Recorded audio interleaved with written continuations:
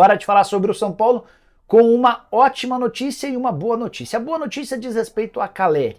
Não dá para dizer que alguém que vai parar entre 10 e 15 dias representa uma boa notícia, mas diante do medo, da preocupação de que o Caleri tivesse uma lesão na panturrilha grave, a informação de que ele volta a jogar, talvez no fim desse mês, pode ser encarada como uma boa notícia para o torcedor do São Paulo.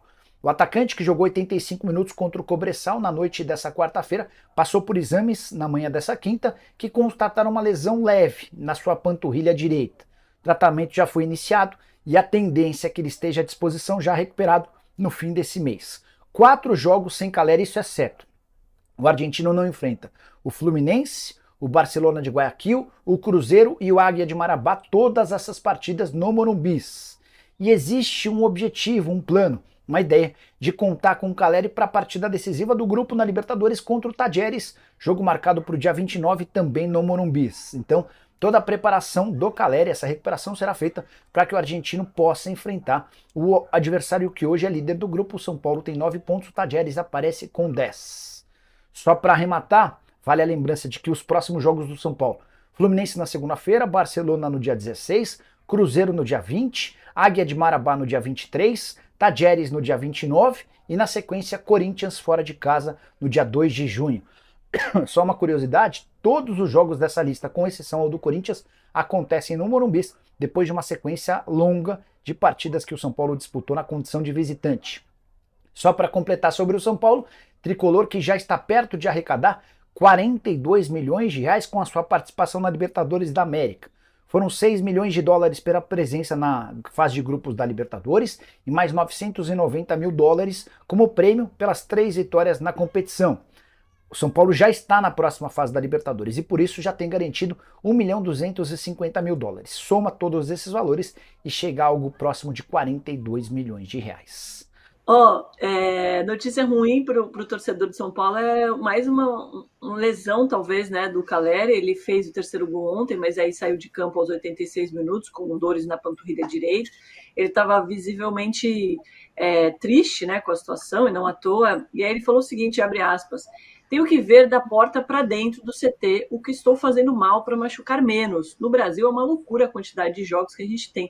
Faz 15 dias que estamos viajando, meus companheiros estão bem e eu vou ter que melhorar da porta para dentro. E realmente, né, eu estava pegando os números dele, em 2023, ele foi 6 vezes para o departamento médico. Teve dores nas costas, na coxa e no tornozelo. E aí ficou 19 jogos fora. Agora, esse ano, ele jogou 19 dos 24 jogos até agora e marcou 7 gols. Mas até não, principalmente para o jogador, deve ser um momento difícil, né? Quando você está engatando, faz o gol, o time está bem, técnico novo, e aí machuca de novo.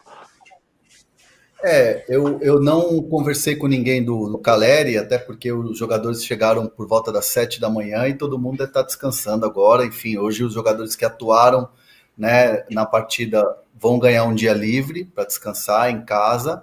O Caleri vai fazer um exame daqui a pouco, né? Começo da tarde, fim do dia, fim da manhã, começo da tarde, o Caleri vai fazer um exame para ver a gravidade dessa lesão.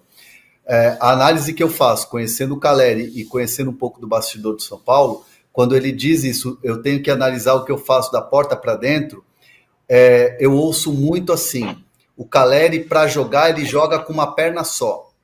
O Caleri, para jogar, ele joga assim se ele tiver com um braço só.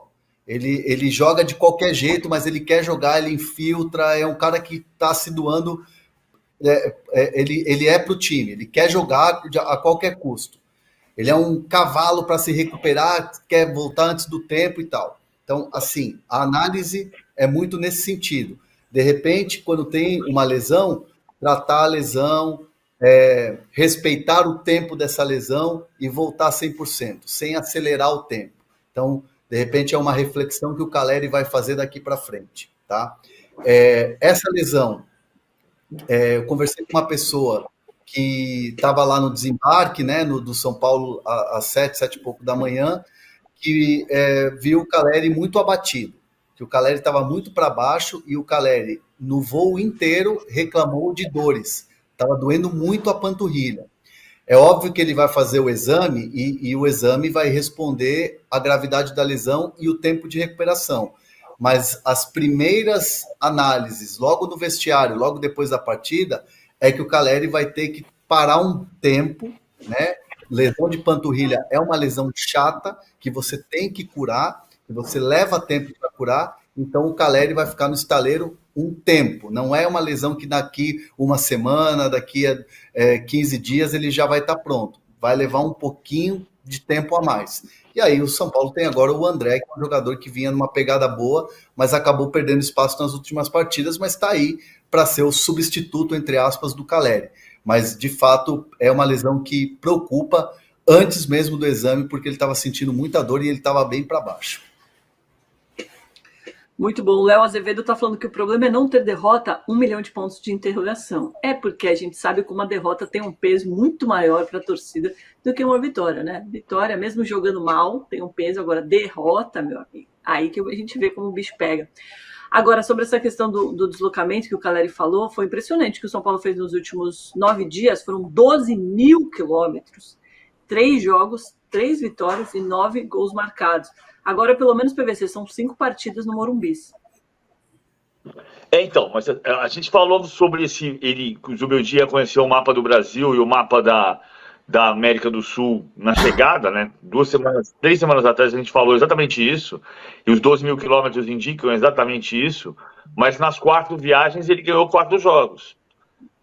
São 5 vitórias consecutivas como visitante, somando o Atlético Goianiense sob o comando do Milton Cruz.